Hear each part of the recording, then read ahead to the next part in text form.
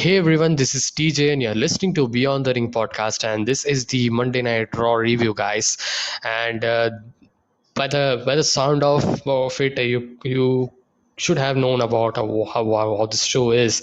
If you have watched it, man, how could you pass through this show? I don't know. If you have not watched it, don't watch, because you can easily miss out. You can watch highlights in social media. You can pretty much do that, because it's just another show, just another bad show, pathetic show. Rematches after rematches after rematches. I'm fed up with the rematches. That doesn't mean anything. uh, I'm not against rematches, but they must mean something, guys. They're doing it just for the sake of filling the time. And what I want to say, I don't know, man, because this has been happening for so many weeks, and it's converted to the months, and it's been happening for so long right now. And I have no words to say. But again, guys, I'm here to cover the show. What was the show's main thing was Randy Orton's return, and I would say that this Randy Orton thing had some fuel into the going to the show, I would say, because it was announced yesterday, that Randy Orton is returning. So that kind of created a boost to the show, I would say. I can certainly think that the ratings kind of would be up, then, or maybe kind of same to the last week.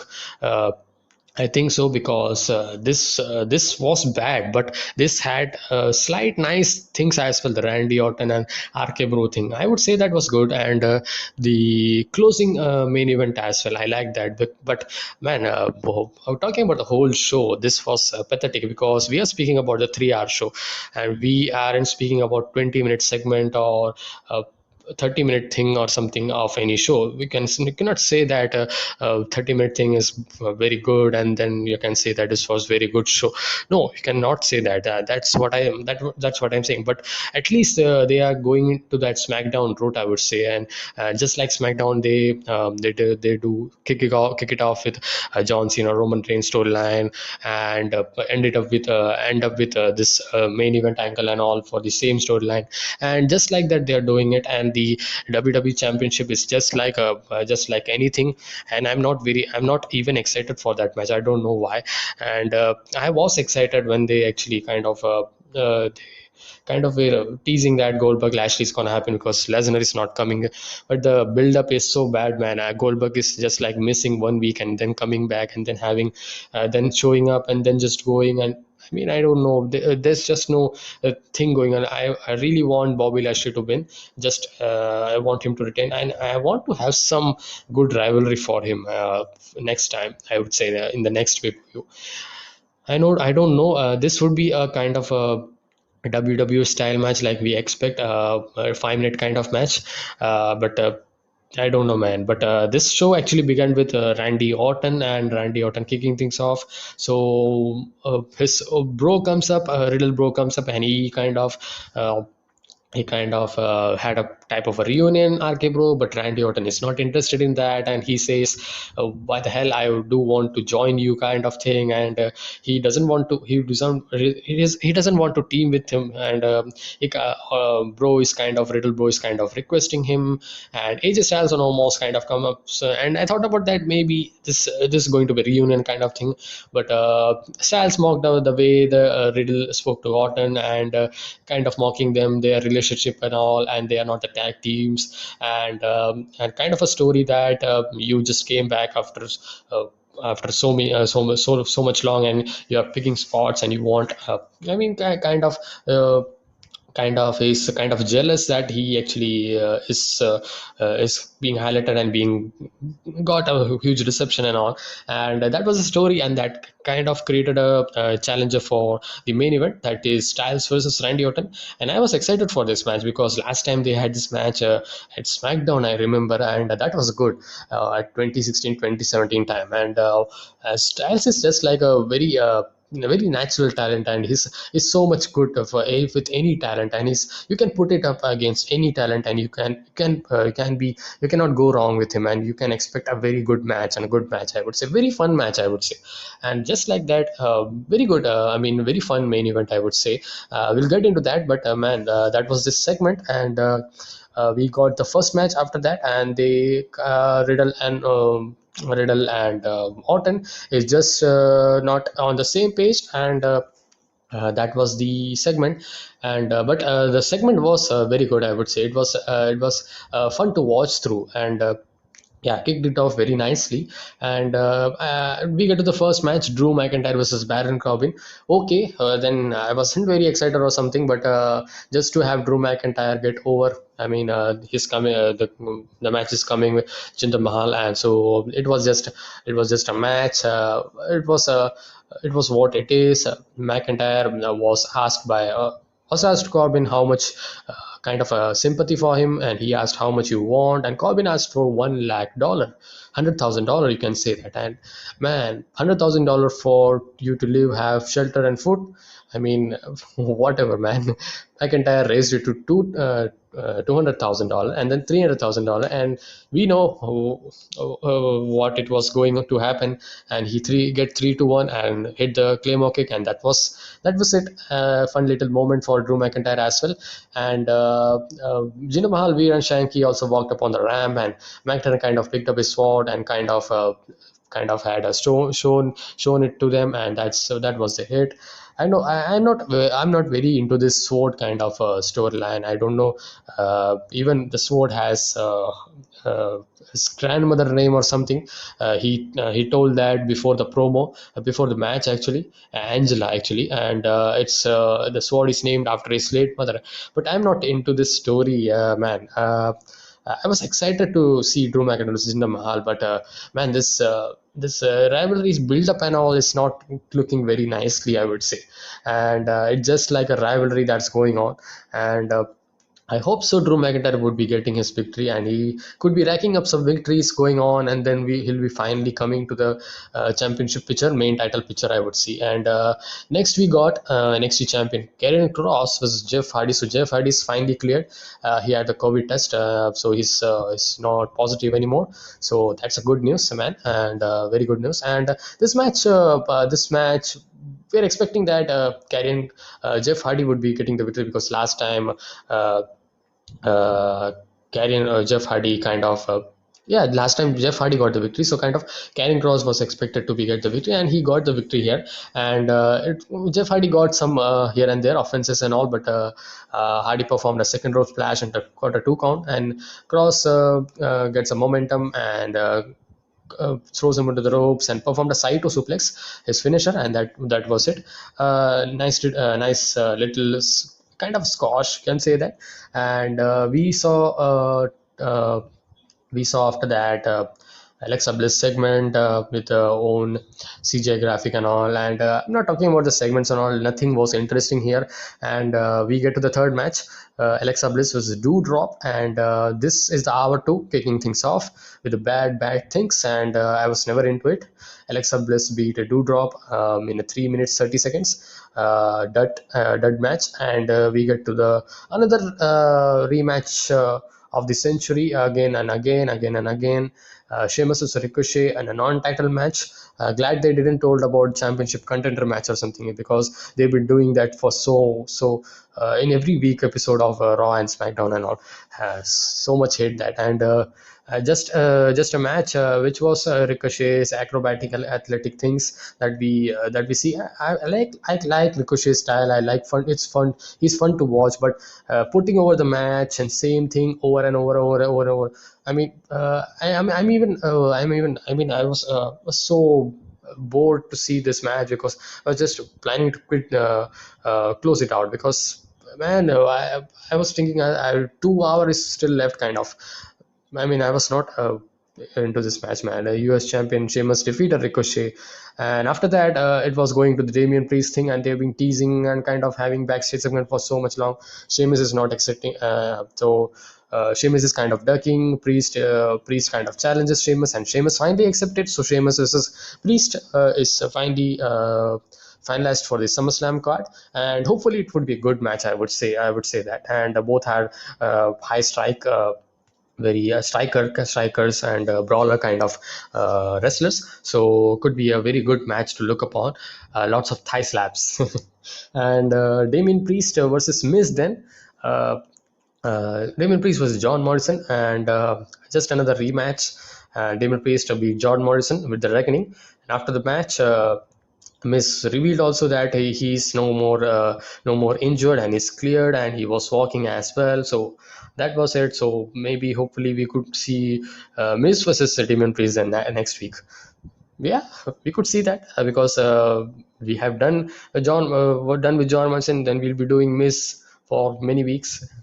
I don't know, man, what they're doing. And we got another bad thing. I mean, Mace and T-Bar again. I mean, storyline against Mustafa Ali Mansoor. I was very hopeful when they were kind of having this tag team, but they're kind of into the lower card, and they just book like that. And Mustafa Ali versus T-Bar at this time. Mustafa T-Bar and Mason getting victory. For last week as well, they got the victory, and this week they got the victory. So they kind of you can say they are not jobbers because they have some victory they are getting. So no one cares, man. Who cares? And T-Bar defeated Mustafa Ali. That's it. A short match, but so felt like forever, man.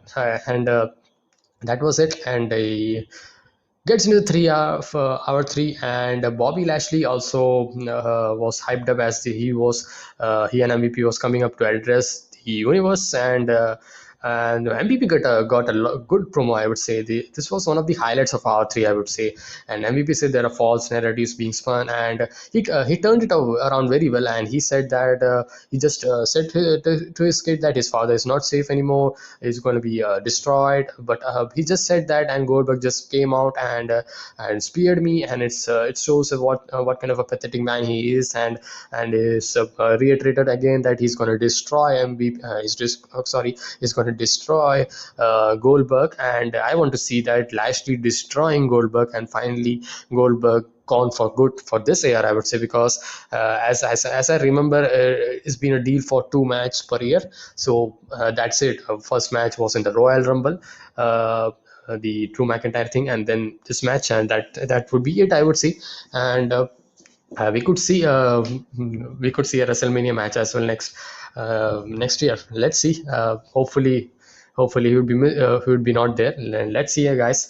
And MVP looked in the camera and told Goldberg's engaged to convince. Lashley took the mic, and Lashley also said something. And it's good, man. Lashley is also speaking up, just not MVP, but MVP is the master on the mic, and he's so good.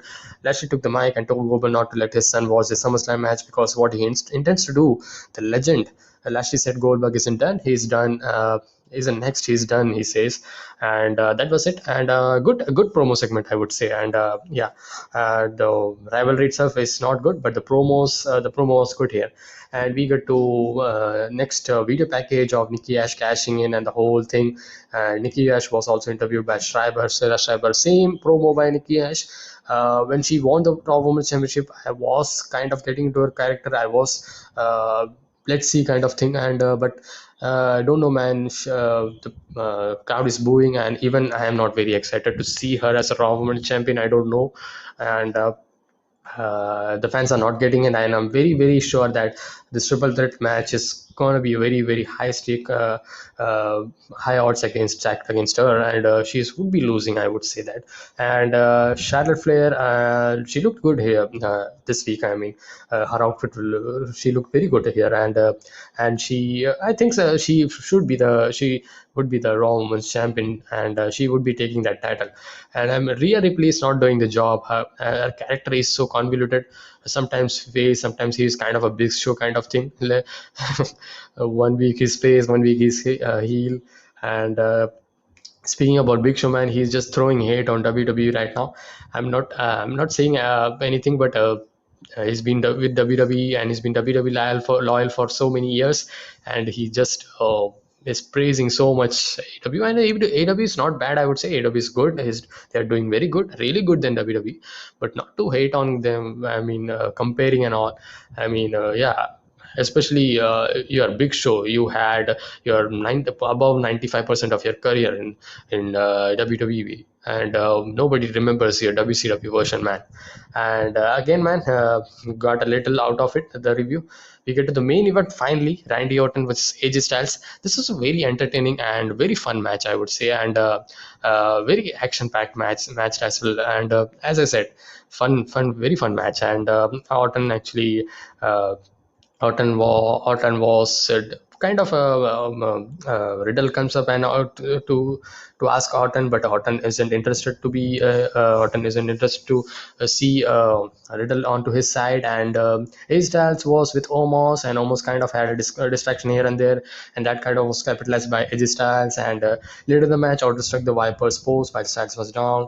Omos pulled Styles out of harm's way. Orton jawed at Omos, and who removed his jacket and asked Orton if he wanted some. Styles took advantage of distraction. Riddle ran out, kind of helping, carrying Orton's not able to fight off these two men, and ran almost into the ring post, put him in a speaker, and almost back into the ring post. And the ring Styles went for his phenomenal forearm finisher, but Orton caught him with the one hell of a RKO, and I read about this that he has done this RKO before as well. Before the last match they had this match so much long ago. I mean, it was on SmackDown, and I think they were on both brands at that time at a scenario, so that's why they didn't have a match. But man, this was the reversal kind of thing was very good, and I liked it. Randy Orton's comeback, and he getting the victory.